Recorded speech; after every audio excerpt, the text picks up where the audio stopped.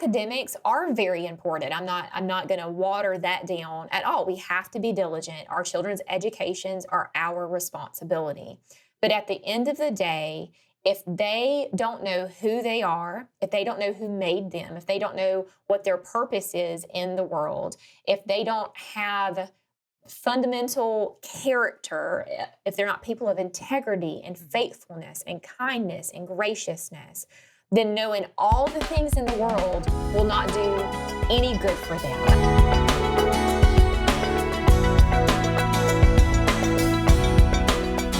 Preschool, I think oftentimes we don't see the bigger picture, right? We don't see sometimes where we're going, and we have to always have a destination, right? Whenever we're Mhm. educating our kids and raising our kids and being intentional, as you talk about, and as we talk about all the time on this podcast, as we're being intentional with them, we have to know exactly where it is that we're going. And so in order to know that, you get, you pull out the GPS, you put in your destination, you figure out how to get to where you're going. But oftentimes, I know for me, I want to look at the map. I want to look at that 10,000 foot view. And I want to say, okay, what does this entire thing look like? And how am I going to get there? So talk Mhm. about that in regards to the preschool years and how, I feel like every Christian today is like, how do we redeem this culture? How do we do this? How do we make things better for the future of our kids? Because they are, I feel like Whitney Houston. I believe the children are Well, that's future. for sure. Teach them all and let them lead the way.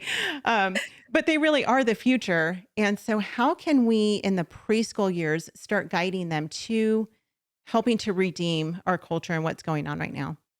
So I think what it really comes down to is just having, like you said, that greater perspective. It's easy to get kind of tunnel visioned into like the season that you're in. And if your preschooler is your oldest child, or you have all your kids are like in those early years, they're not quite to the tween and teen stage yet, you can often just get locked in on that and think about, be focused on the academic milestones that you feel like they need to make. And is everybody making the progress? And does everybody learn, is everyone learning what they should be learning at these ages?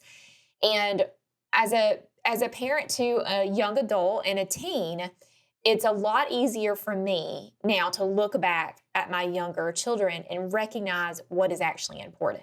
Hmm. And academics are very important. I'm not going to water that down at all. We have to be diligent. Our children's educations are our responsibility.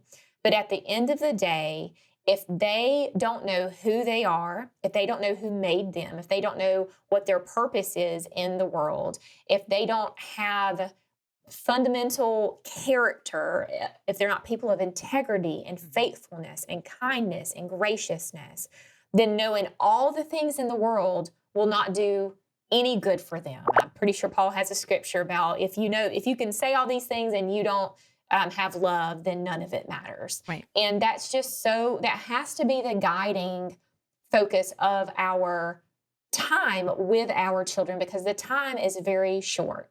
Yeah. And even when we try to bubble them and keep them as separated from the world as we possibly can, the broader culture still speaks into their lives. And culture is the transmission of values and beliefs from like one generation to the next. And the culture that our children are going into is really a culture that is like swayed by the wind. It is ever evolving every 2 seconds. Social media has drastically changed the way culture develops, who shapes culture, and how it is transmitted, and the speed of all of those things.